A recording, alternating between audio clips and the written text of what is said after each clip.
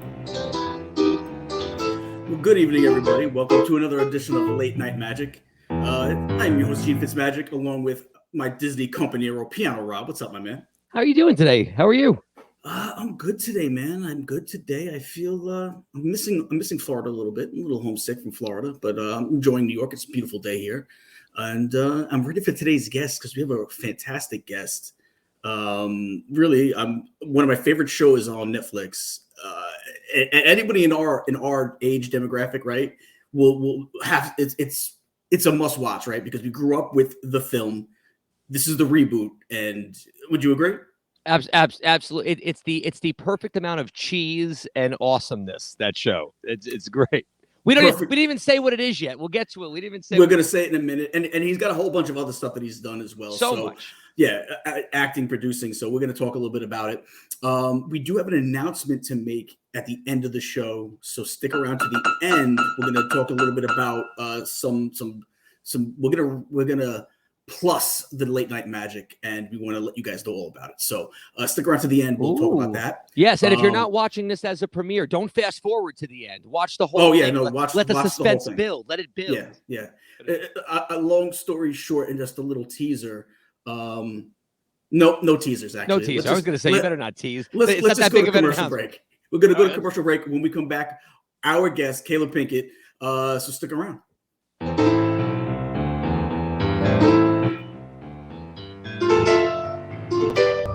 Cute.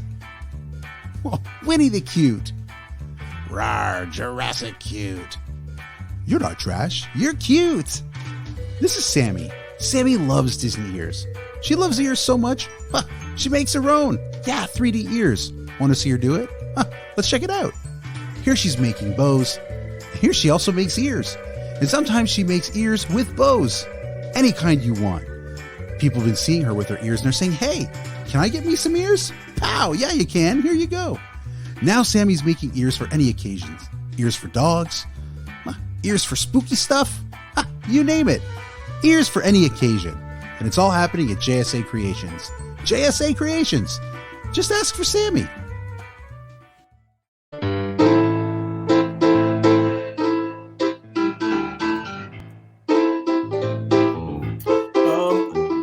I'm producing this myself. No Patty Puddles today. He's watching his son and daughter graduate high school, so I'm going to do my best.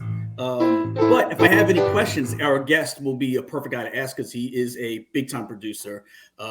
Produces the hit show Cobra Kai on Netflix. So let's, without further ado, bring him in, Caleeb Pinkett. No. As I fix my screen. There we go.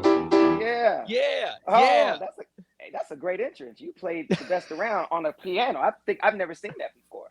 You would be surprised over the years what I've had to play on a piano. And you should see me on a kazoo. I'm phenomenal on a kazoo. Rob's seen it. Next time. I wear the Laker hat all the time. I wasn't going to wear a hat today, but I figured you got to be a Laker fan, right? You're out in LA, so I wore the Laker hat. Or am I wrong? Well, no. Actually, see, here's the deal. I only have one team in all of sports that I care about, and that's the Philadelphia Eagles. They've been my favorite team since I was 11. Now, when it comes to the NBA, I'm more like current NBA players, where I only like players. I like players on almost every team. So I'll root for the player I like playing against another one. So I don't have a team per se in the NBA. You know what I mean? Okay, so I get you. Yeah, like I like watching Steph. I like watching KD. I like watching LeBron. I like Luka. You know what I mean? So like it just depends, and I enjoy it. And because my emotions aren't involved, I don't want to kill nobody or hurt myself. You know, fair enough. When something goes wrong, when the Eagles, that we've been bad since we won the Super Bowl, and it's hasn't been fun. So you guys should have a better year this year. You got a good receiver coming into town, so yes, sir. You're talking to a guy who grew up a Giants fan, so we've had some trouble with each other, but we've also had the same heartbreak because sometimes we're just awful. One thing that you and I and Eagles and Giants fans have is that we all hate the Cowboys, so we can agree on that. Amen. The whole league hates the Cowboys. I don't care what conference you're in. I'm a Jet fan and I hate the Cowboys, so no, I get that. Exactly. So we're gonna get into Cobra Kai and a lot of this other stuff, but first, let's ask it. You're the member of such a talented, tremendously talented family. What is that like being part of a family where pretty much everybody is like uber talented? Well, it's actually interesting because you don't think of it like that because you're like in it. You know what I mean? But it's just like you better be, of course, because we all have that ability. It's like growing up in a house of superheroes and you the only one that ain't got no superpowers. That would suck. Yeah. You know what I mean? Yes. So like with us, we all are. We just have there's just a talent. Will is tremendously talented and does his thing. My sister's talented. All of my both my niece and my nephew are supremely talented. My other nephew Trey is talented. He actually is a DJ and a music producer, but a lot of people don't know that. But Trey does that. I mean, it's just everybody has some skill set that they're able to tap into. So that's a blessing. But we definitely get it naturally on our side of the family. That's it's good to have competition in family, right? That way everybody gets pushed a little bit too, right? So yeah, definitely. So all right, so you've acted and you've produced. So I got it's like kind of like a 3-part question. But first, which do you prefer, acting or producing? Oh, without question, it's producing. Like I acted early on. Like the last time I probably acted, I was probably 24. You know what I mean? I'm 42 now. So I just been producing ever since. Because I'm a storyteller. I love creation of story. I like putting them together. I like working with the actors to deliver the scene in the right way. I'm so passionate about storytelling. I adore it. So producing by far for me, because you have so much more control over the story, unless you Tom Cruise, Will Smith, somebody like that, Leo, my favorite actor. They have all the control because they're so big and famous, but usually the producer and the director have the most say over the script and how the movie is done, or also the television show. So what would you say is harder? Obviously you love producing more. What would you say is harder? Would you say it's harder to produce than it is to act, or is it harder on the acting side of it? It depends. Because to say, it's harder as a producer, it's like we got to define hard, right? So like what I mean by that is like, because to portray emotion, like for an actor, to get a scene, okay, you come home from work, you found out your mom just died, and now when you get home, they're throwing you a birthday party, right? And so you're like, the actor's like, oh shit, like you see the different range of emotion, like to portray that shit is like, that's why some of the actors get paid the money that they do, because to just do that and make it believable, because acting is creating is giving real behavior inside imaginary circumstances, right? So like that shit is like to be able to pull that off where the audience is like and watching that performance, that is extremely difficult, taxing on your body, everything, right? But then as a producer, to be managing 150 different people, making sure nobody's touching nobody's booty, making sure COVID is being under control, making sure ain't nobody getting drunk on set, talking to the studio, keeping them happy while asking for more money, all of that stuff. Like, so that's just as hard. It's just as taxing. It's just done in a different way. So I would say they're equally as hard, but I know an actor would say there's no comparison to what they deal with, and a producer would say the same thing. So, I'll just say they're equally as hard. I get that too. It's like herding cats, trying to get everything in order, right? Like like you said, there's so many different aspects that you got to touch. But can I say one thing? My favorite part of your answer was before that, when you said Will Smith, and then you go Leo, my favorite actor. He's allowed to have a favorite. I'm just saying his brother-in-law, and then but my favorite actor is Leo. Like I just. Oh yeah. Without question, I love Leonardo DiCaprio. I think he is the greatest actor of our generation. Like if this young generation, like my generation, he's the best. Like I grew up with him. You know what I mean? And like he's phenomenal. I remember watching him on I think it was Growing Pains, and he was like 10. You know what I mean? Yep. And like now he's like the top 5 actors in the world. And I just think his ability to act is incredible. Like he is. I've always said this to me is he's a chameleon to me. What I mean by that is you can watch a Leonardo DiCaprio film and completely not even realize he's in the movie because he plays his role so good. You don't even realize you're watching Leo. You forget he's in these movies, and he is hands down fantastic in everything he does. So I tend to agree with you. And we are all within 3 years of the same age, so we all, I think, grew up with that same thing in a good way. Yeah. So yeah, we all grew up with that same. We saw all the different Leos, and he's done everything. He's done it all. Yes, absolutely. So what has been your favorite project that you've worked on in your career, whether it was when you were acting or even now as a producer? What's been the project that you look at the most and like, that was the most fun I ever had? The most fun I ever had has to be Charm City Kings, the movie we did probably 3.5 years ago now. And I had the most fun. I shot it in Baltimore, my father's hometown.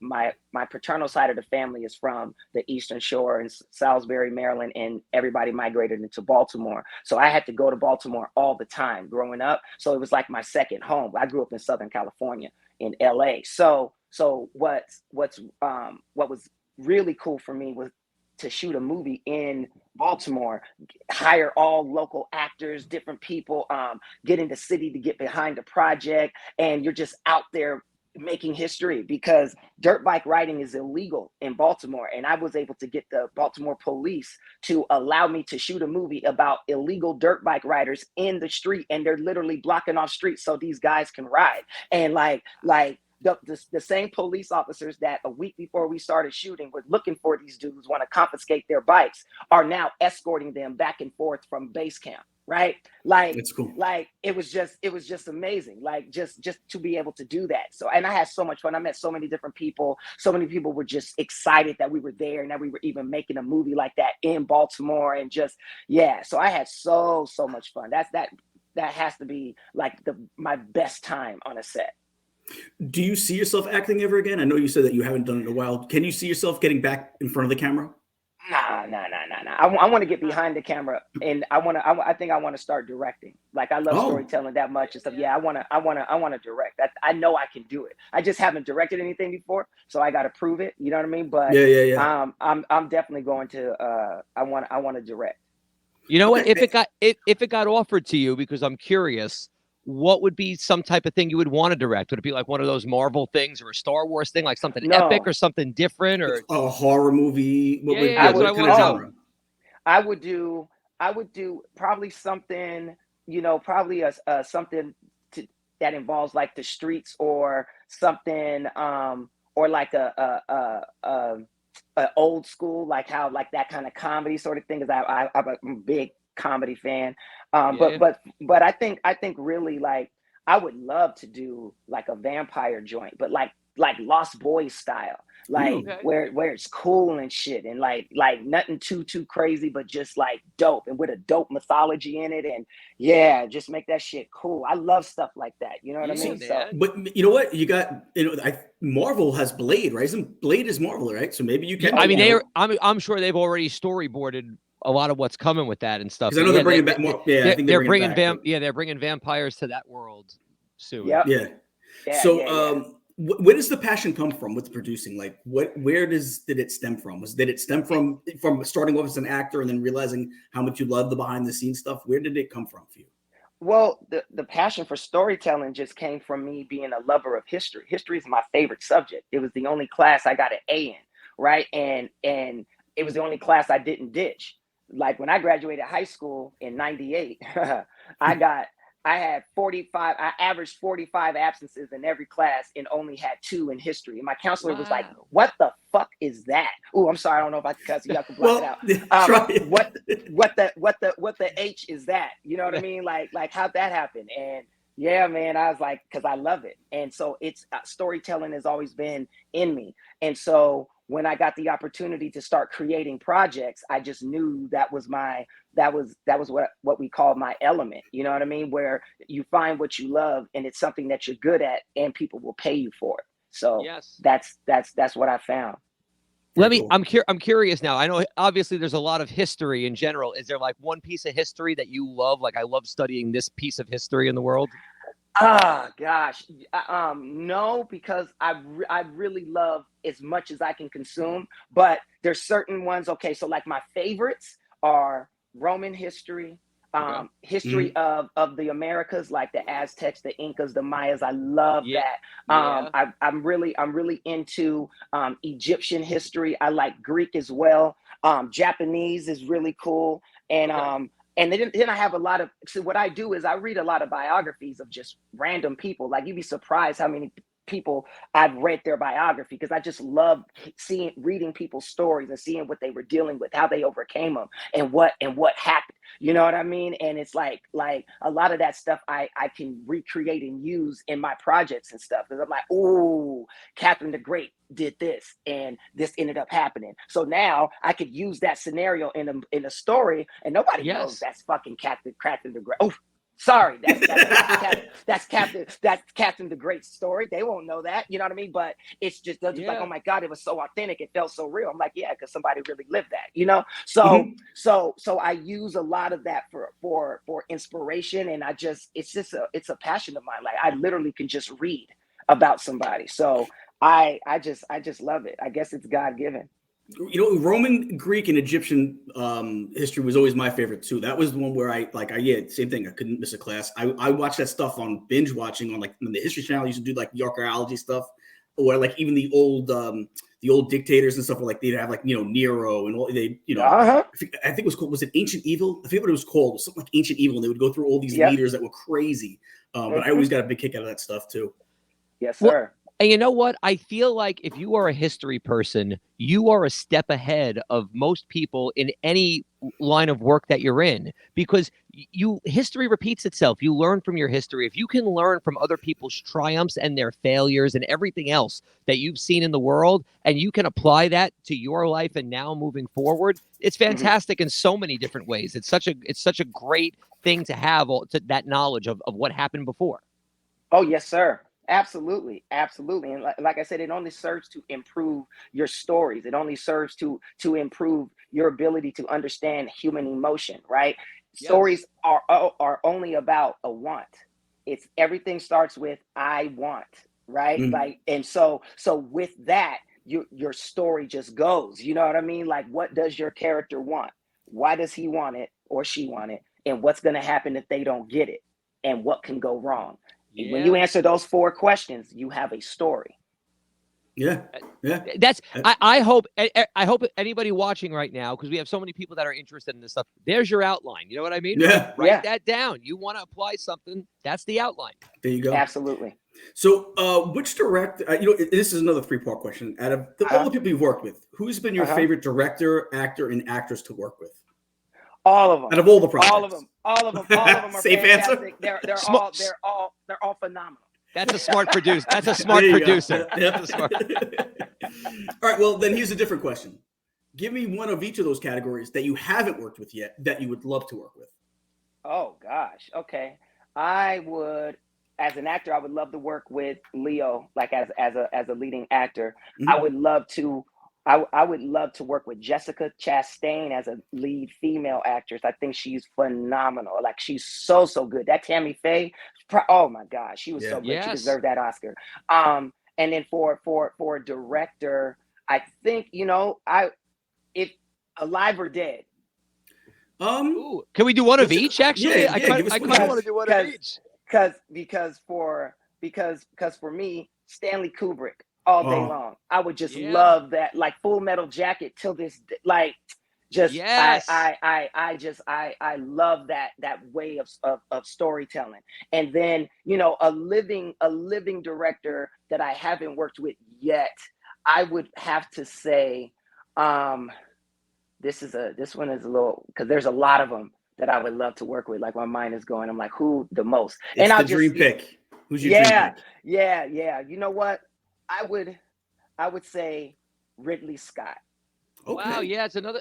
So this is what we need right now. I don't know who's listening to this show, but Jessica Chastain and Leo DiCaprio, get your fangs in. We're gonna make a vampire movie. Love it. And we need both of those people ready to go. That's what we need. And Jessica Chastain, we actually had a guest on Brandon McLaren a couple weeks ago. Also a big Jessica Chastain fan. That was his. That's answer. Right. Yeah, she's getting picked a lot. People, hey, that it tells you something when we have so different people on this show and they pick the same person. Yeah. Oh yeah. She's phenomenal.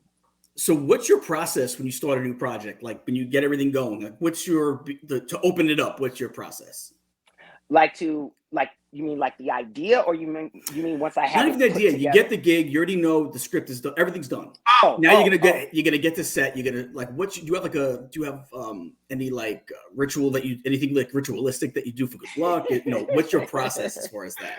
No, like really, all I do is the first day on set, I just like to set the tone for the movie or the series, right? So what I'll do is first thing in the morning when everybody's there, everybody comes in for breakfast, and I'll stand up on like a table and just speak to everybody and just introduce myself. If anybody that doesn't know me, and majority of the time everybody knows, they know who the hell the producer is and stuff like that. But I just introduce myself, and I let everybody know, what, like we're a family right now. We're going to be together for these next certain days, and like, we want to make sure we get the best out of everyone. So, I want to make sure everybody gets treated nicely. Any issue with anything, please come see me. You can talk. Like, I do all of that. Just make them feel protected and valued and appreciated, because what happens on sets, you get the above the line and then below the line. Above the line are your producers, your actors, your director,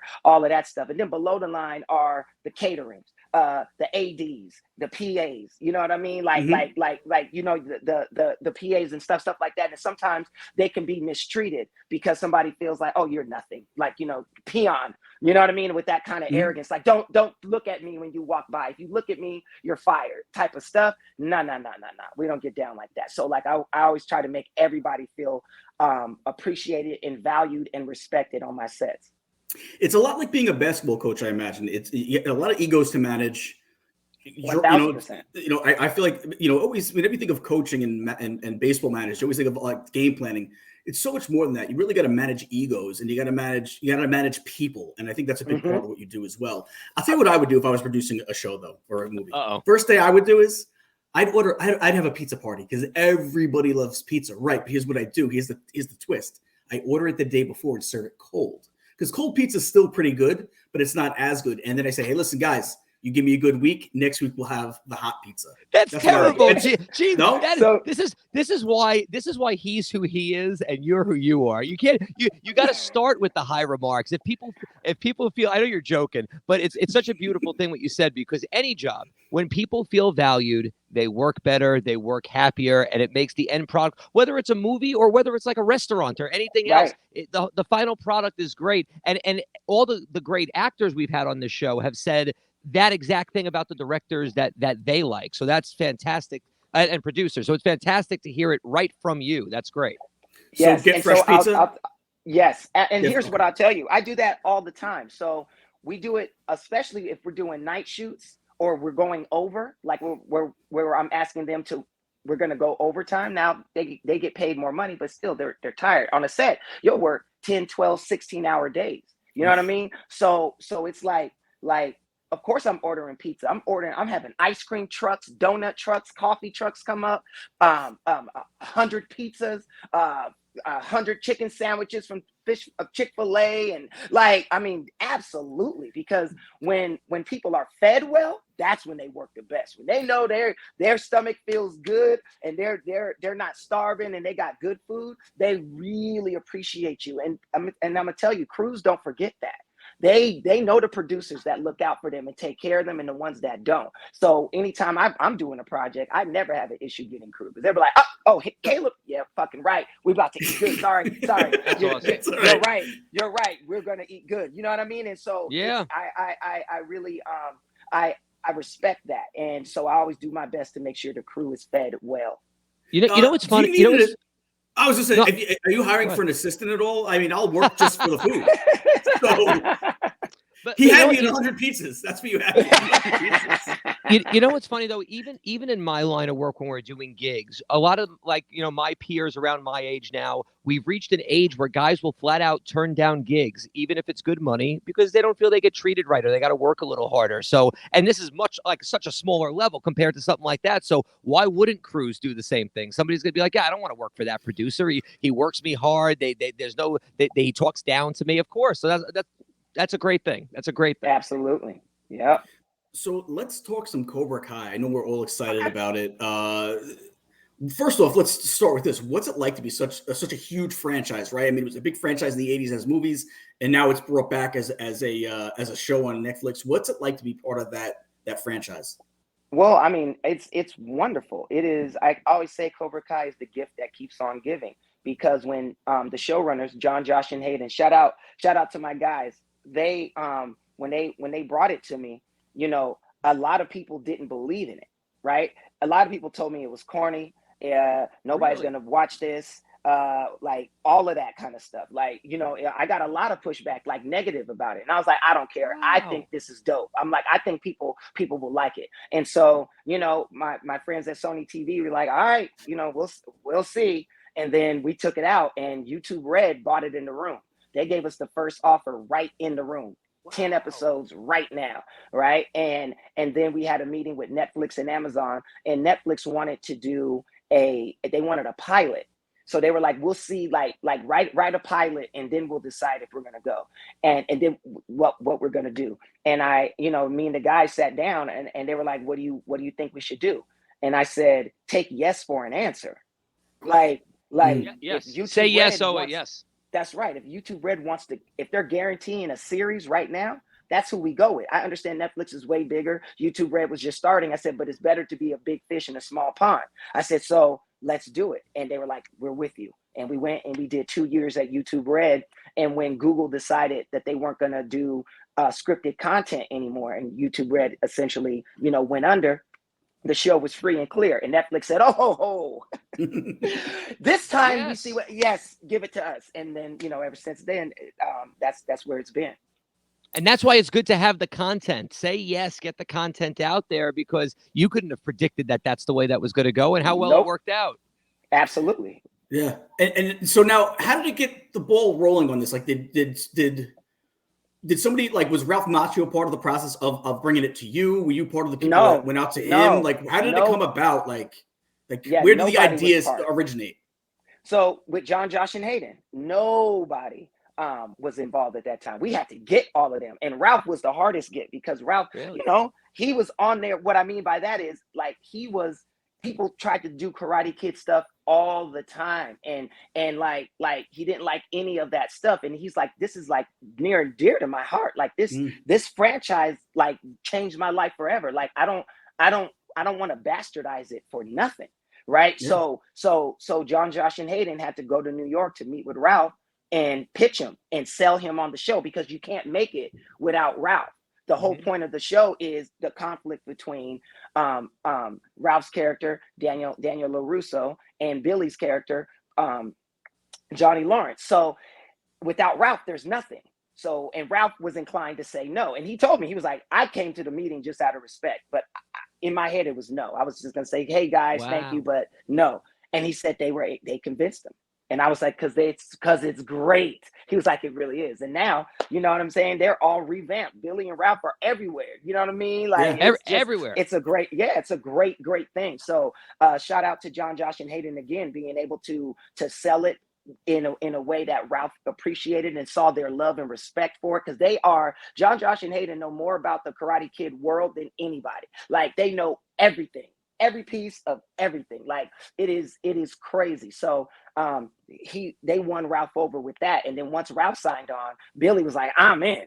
And then there we go. We had it. Wow. And you know what's great? Not only do you have all it's the nostalgia from the whole thing already, but I feel like you have this parent storyline going for the people my age, but then you have the kids going through their own storyline for our kids and stuff. So you can watch it as a family. There's a little something for everybody. It makes you laugh. It makes you cry. It makes you smile. It's got everything. I don't know about everybody else. You watched a couple of episodes in 3 days, then you're waiting for a year, waiting for the thing to come back. That's what it's so binge watchable. You'll watch a season in a day, and then it's like that.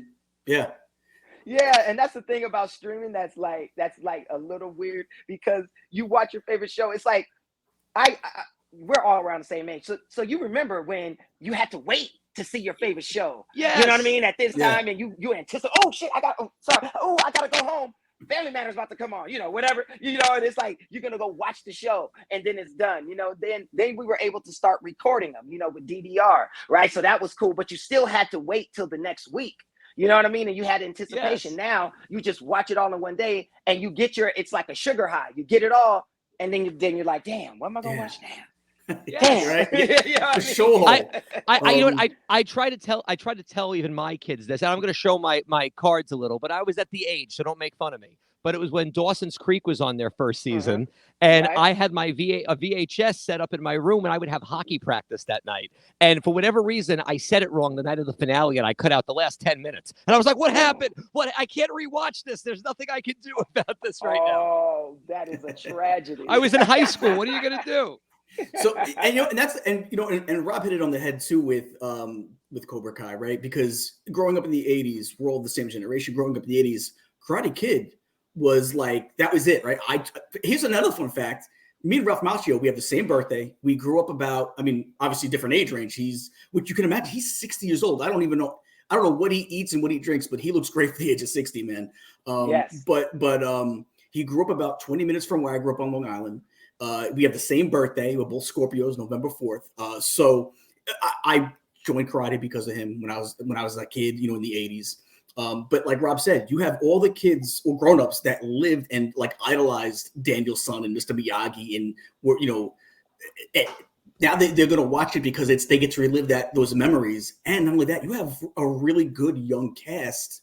Yes, they're phenomenal. That are there now. That now our kids can watch it and love it because it's not like, oh, one of Dad's old shows that But there's something that, like Rob said, you have the stuff that the grown-ups are going through, and you have the stuff that the kids are into. And you know what the funny thing is? When I was a kid, I was obviously team Daniel's son, right? Now I'm going to be honest, I'm team Johnny Lawrence. That's right. who I root for. Well, that's the other point. Yes, that's the other point. And we've seen all those YouTube videos of is Johnny the good guy or is Daniel the good guy from the original. Right. That conflict is awesome because Johnny's got a great story to tell. Yeah, he does. It's great. Yeah.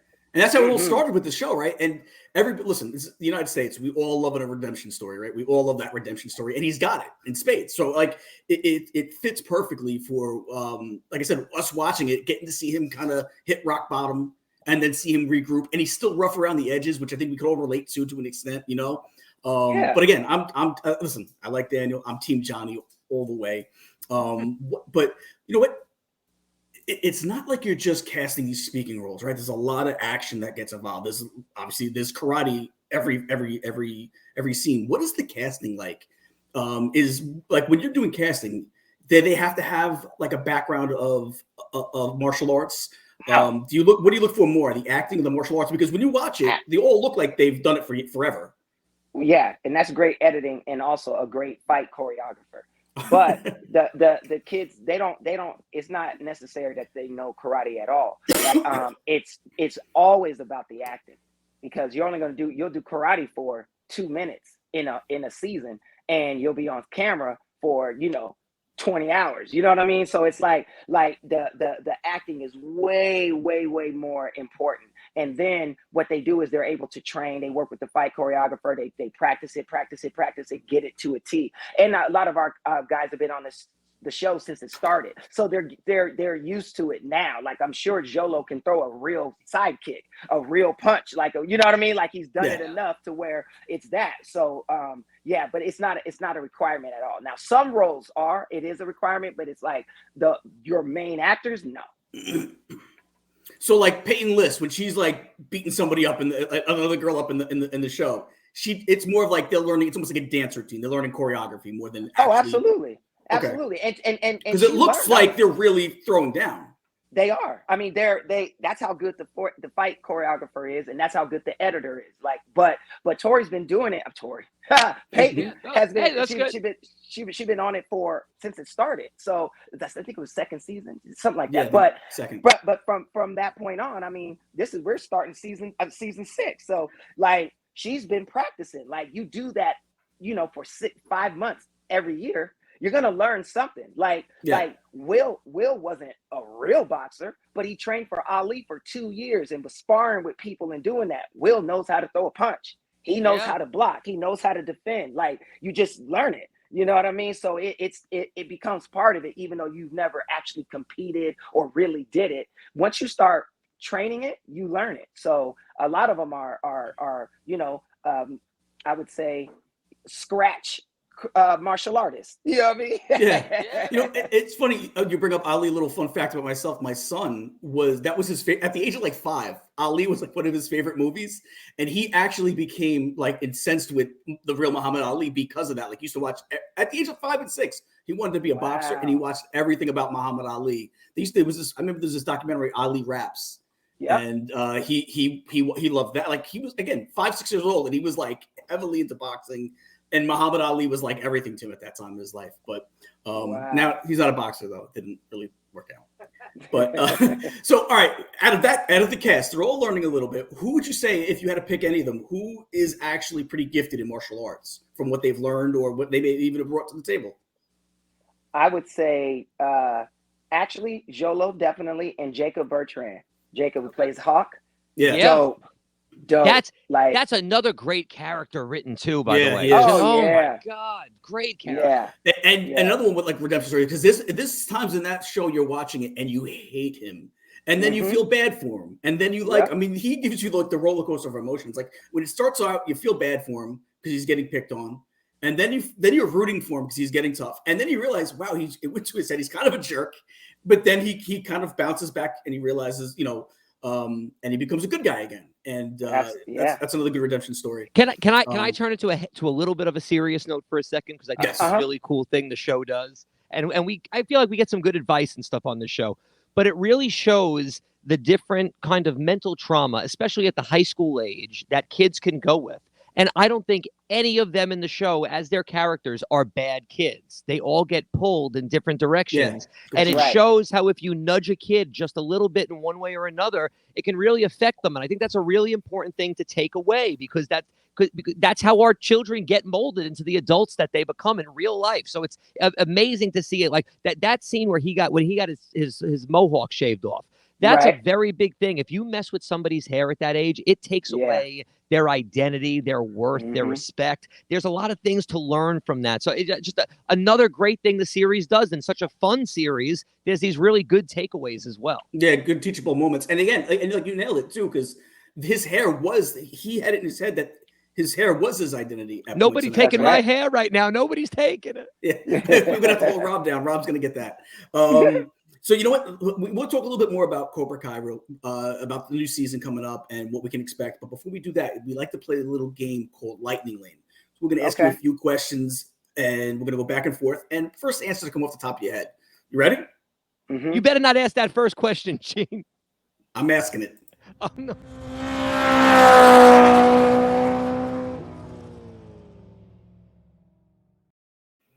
All right. First one's a tough one. They're usually pretty easy. Who's more talented, Willow or Jaden? Don't answer that. He's gonna answer it. Like to be their talent is different. Like Jaden is a poet. Like he is such a giving and loving spirit. He's an introvert. He's a Cancer, so he's emotional with his stuff, and he's very outgoing. And Willow, she is like a force of nature. Like it's her spirit. Like she's so strong-willed and so gifted. Like she really could do anything that she would want to do, but she just loves music. She loves music, and like it's really I can't say who's more talented, because it's like it's just different. Their talent is in different areas, and it's equally as potent. You know what I mean? I guess it would depend on the contest. It's like what's stronger, a monkey or an elephant? Well, it depends on what they're doing. Because if it's climbing a tree, the elephant can't do it. You know what I mean? But if it's trampling, your enemies, a monkey can't do it. You know what I mean? So I guess it just depends on the contest. But they are supremely talented. Like it's crazy how gifted they are naturally. Well, you know what? Rob, we got a great answer. I said it as like it to be funny, but he gave a great answer. Back. I'm glad you asked. And you know what? Now, I don't know if people saw it, but last Shark Week there was something with Will and the kids where they and that if you didn't see it and you have access to it, I don't know where you would find it on Discovery, but it was really cool to see them as a family and the little differences in their personalities in a situation like going to dive with sharks. So just a little nugget out there. It's a really nice way to see them just not doing the music or the acting, but as themselves. It was awesome. Absolutely. All right, let's keep going with this. Last song you listened to? Oh, the last song I listened to, it would be Me Porto Bonito by Bad Bunny and Chincho Corleone. I'm a huge reggaeton fan. Huge. Cool. Very cool. I've been learning Spanish for the past 3.5 years. So I'll probably be fluent in about another 18 months. So that's all I listen to is reggaeton. Man, canta esta canción. My wife is Colombian. We've been together since '98, and I still don't speak a lick of Spanish. Oh, well, that's okay. You know what I mean? It's okay. All right. I wanted to learn because I love the music. So I love the music too. I just I just listen to the rhythm. Like, it's funny because I'll sing along to it having no idea what I'm singing, but the rhythm is good, man. All right. There it is. If you could live anywhere in the world, where would it be? Ooh, anywhere in the world. That's really hard. Where would I want to live? You know what? I would live in Tuscany in Italy. I love the rolling green hills. I just love that simple life. Great, and I'm in between my favorite cities. I'll be in between Rome and Florence. You know what I mean? It's a I just love it. Does anybody remember the Seinfeld episode where Jerry was asking about getting a condo in Tuscany, and the guy was like, "There's nothing available." He didn't want to move to Tuscany with him. Yes, I love that. All right. Do you have a favorite band or musician? Okay. I think my favorite band that I love the most is a group called Sublime. Their lead singer, Bradley, rest in peace. But that was let me tell you, 40 Ounces of Freedom. Yo, I like that. That is I love that group so much. Like, that's my favorite band. Sublime. I play a ton of Sublime, man. Santa Rio, What I Got. I do that stuff all the time. I love it. I love Sublime. Yeah. Okay, favorite 80s film? Top Gun. Okay. Did you see the new one yet? Yes, of course. Of course, I see the new one. I haven't seen it. I do too. Do you have a favorite food? Oh yes, pizza. Okay, there we go. All Italian. I like. Yeah. Well, let me ask you a question: Chicago or New York? New York, because I like the thin slices. I like to fold it and get it. The grease is coming, and that's my thing. There you go. Oh, I go. I'm sorry. I'm waiting for. I got. He said pizza, and I got completely thrown off. I know you did. I watched it. What is one interest or hobby that you have that people would be surprised to find out? Well, I just said it, like learning Spanish, trying to become fluent in Spanish, all the weird books that I read. What more could I say that's something that people wouldn't know and find surprising? That I'm more of a nerd than what people would imagine. Like, History Channel is my favorite channel. I watch that. I love watching, that type of programming. What else is something weird about me? I don't know. I don't know, but that'll be it. Like, when people find out how much I read and the stuff I like, oh my God, I never would have thought that. You're a lot smarter than you look. That's why you know what?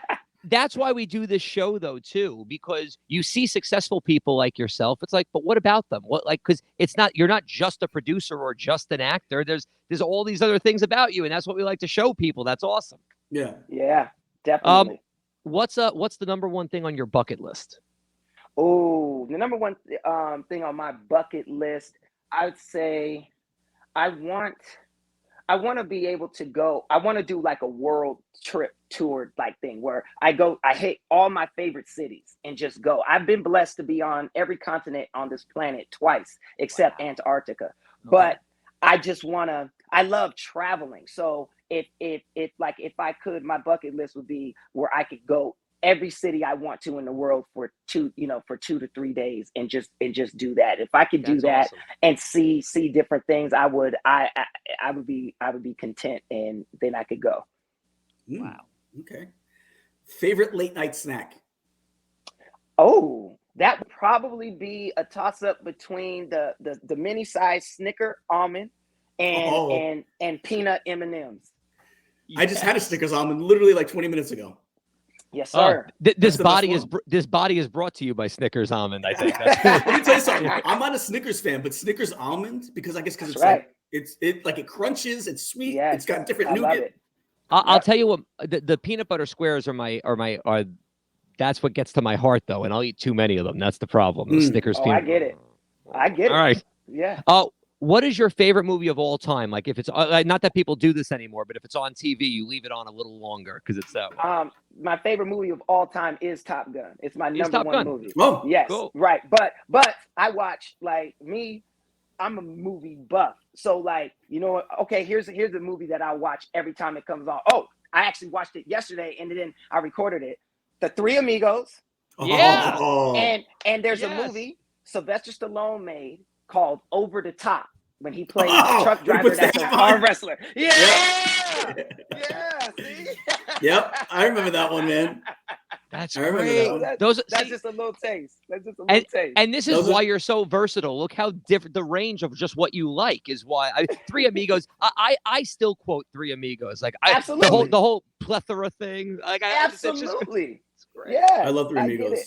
I do it all the time. I always do that. Me and my friends recite those lines all the time. Like I'm a big movie buff. Like I got to watch the first Ace Ventura. Anytime it comes on, I watch that. I watch Cable Guy. I'm a big fan of Armed and Dangerous with John Candy and Eugene Levy in the 80s. Like I'm one of those. I watched Uncle Buck the other night. Like I'm just a movie buff. I love it. There's a lot of 80s movies in there. I love that. That's my. It's all right.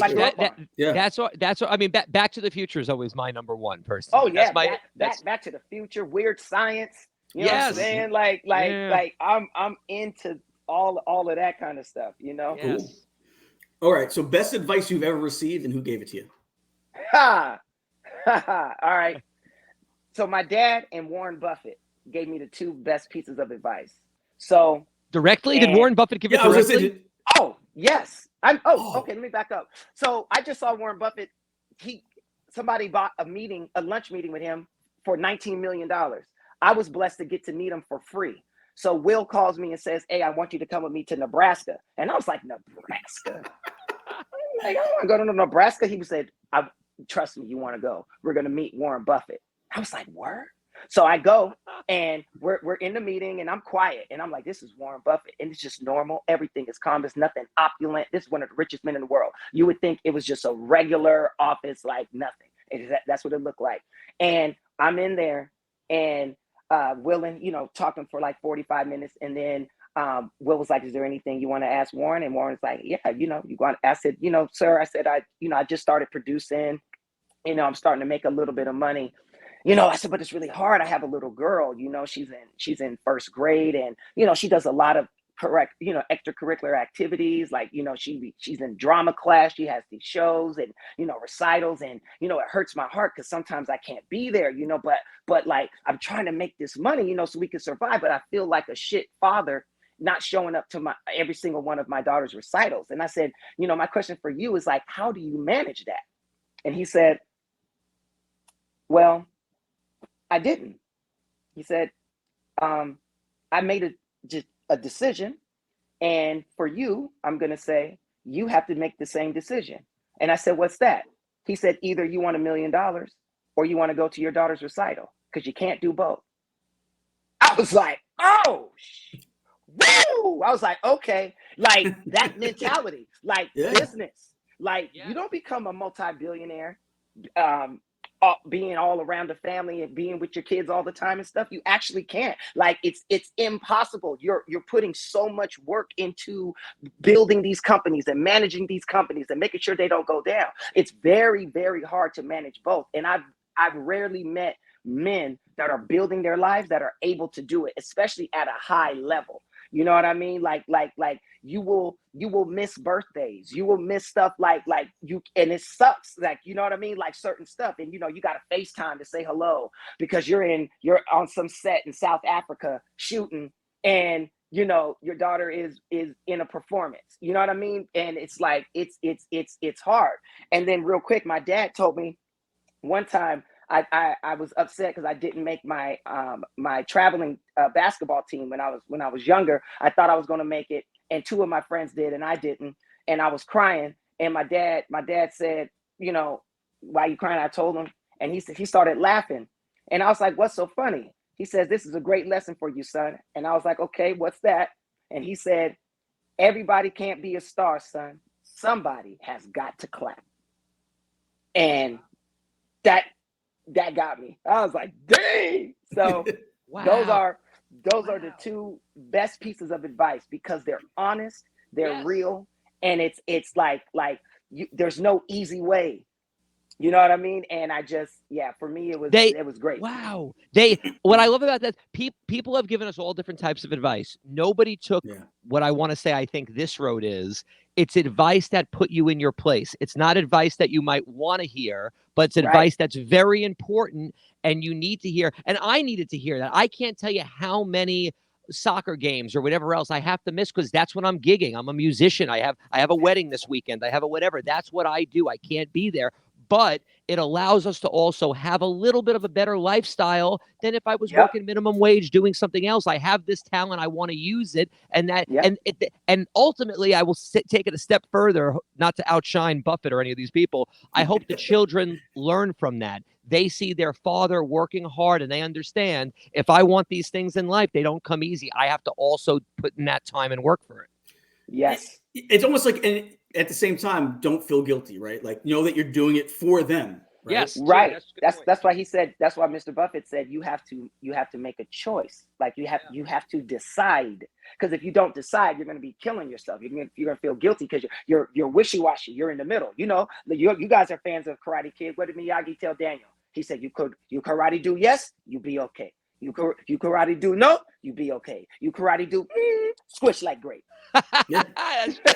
This is also a great message for Patty Puddles, who missed the show today to watch his kids graduate high school. He should have showed up to work. But but you know what? It's important, man, because I feel guilty all the time. I grew up in a Catholic family. I have this Catholic guilt, like everything's my fault all the time. It's the way I am. So it's good to hear that, because that's what people have to know. You can't be everywhere. Don't add yourself extra worry and stress by worrying. Make your decision, be confident in your decision, and go do it. That's right. And make it worth the time that you may have missed. Make sure you put your best energy into it. Yeah. So that way it was worth it, you know? Yes. All right, so let's talk a little bit before we get out of here. Cobra Kai season 5 is coming up. Do we have an opening date for that yet? It's September 9th, I think. September 5th or 9th. I don't know what exact. No, I think it's the 9th. I think it is, awesome. But it's one of those dates. Yeah. Okay, so first week of September. Is there anything that you can tell us about it? I know that it looks like there's some traveling going on. Is there anything that you can? You don't do any spoilers, but is there anything that you're allowed to tell us? What can we look forward to? Any new characters? Any new? What do we got coming up? Yeah, there's always new characters. There's a surprise new character that I can't reveal. What will I say? Just get your popcorn ready. Yeah, that's all I'll say. Get your popcorn ready, because you're gonna watch it. You're gonna watch it in one day. I already know. So to make sure you order a nice big cheese pizza, a large cheese pizza. You know what I mean? With Funyuns, lots of water, chocolate, root beer, and some popcorn. Some Snickers almond. And some Snickers almond. There we go. So now, I know one of the guests that I don't know if he's that much of a surprise, because I know they've showed him in the coming attractions. Is that the same? Mm-hmm. Is that the same actor we're talking about? No, there's another one. So there's some that we haven't seen in any of the, because obviously they're bringing the villain from the second one back. Yes. So there's somebody that we don't even know about yet. I like surprises, man. I'm not actually a trailer fan when it's something this epic that I know I'm going to see. I don't need to see. If I don't know what it's about, it's a brand new thing. I get it, but I don't need a trailer for this. I'm watching it. Yes, sir. Cool. You know what? I always feel like Chosen. You know who he reminds me of? He looks like an Asian Mariano Rivera. Remember Mariano Rivera? What are we talking Chosen, about? the gentleman who plays Chosen in he looks like Mariano Rivera. The closer. I'm telling you, look at him side by side. He's Mariano Rivera, but from the Far East. All right. That's hilarious. Now we got season 6. Also, we're coming out with season 6. Well, you're going to be working on season 6. So is that going to be it, or how long do we see this going? Because I don't know. I want all the seasons. It all depends on the Netflix's appetite, if they want to bring us back, and also the guys, John, Josh, and Hayden, because they've been doing this and they got other shows that they're pushing, but I know they love this. This is their baby, and I'm sure they would want to continue. But it's always a negotiation. It's just to see, because if it's gonna perform well, it just depends on the appetite on all sides. I know the fan base is going to be there, so you definitely got to have an issue with the ratings. Will be there. That's nothing to worry about.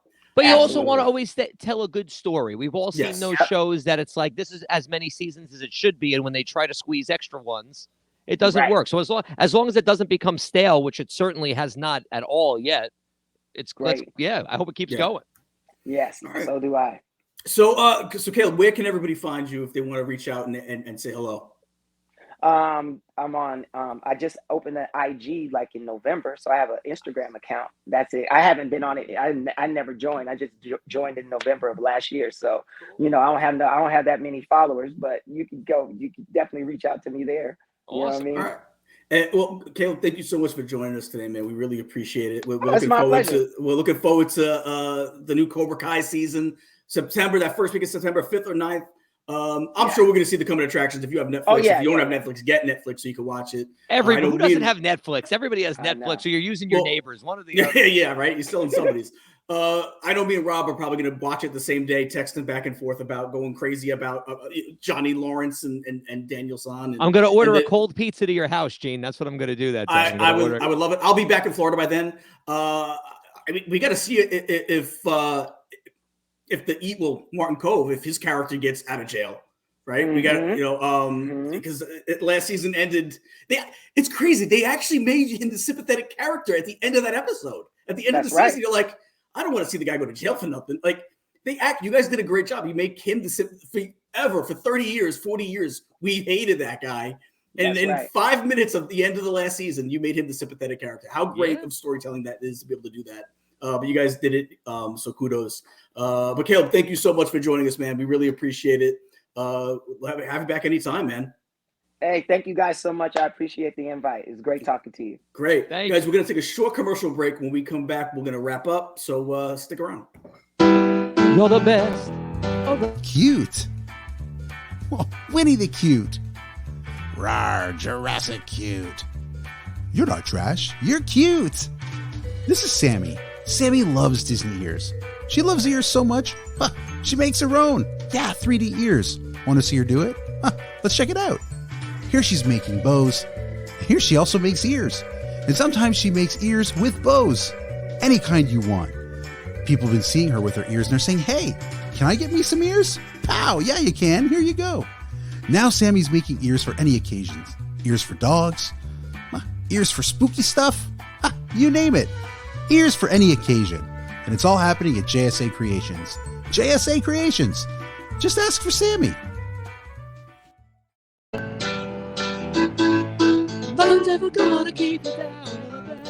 That was a lot of fun, man. What a good dude. Dude, I feel so blessed. The people we get to talk to, they're just like, not only do they do cool things, but it's the stuff they can teach us. I learn stuff every week. Like if nobody watched this show, I love what I learn every week.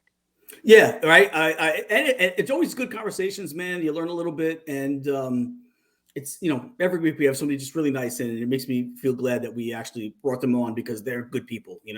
That's no different this week, and I cannot wait for Cobra Kai. It gets better every season. It really does, right? The second it comes out, and like I said, that it's that binge watching is almost whatever. It's like I get to this point of the year, I'm fiending for it. It's like it seems like it was so long ago. And it's an easy binge watch show too. It's not one of those shows where I'll watch a couple episodes and I'll watch a couple episodes in a couple more days. Like it's one of those shows that you can watch in one day because each episode, the way it ends, each episode ends with you wanting to see. I wouldn't necessarily it's not necessarily a cliffhanger, but enough where you need to see what happened. And they fly. You don't feel like you're sitting there. There's some shows that I mean, I love old Twilight Zones. When you see the season that they became hour episodes, those episodes seem so long. You need a break. Something like this, it flows. You're just done before you know it. Yeah. Great series and great acting, man, from the adults in the show to the kids in the show. They do a tremendous job. And it was good. It was just awesome getting some firsthand knowledge to what it takes to make that show. So let's make our announcement.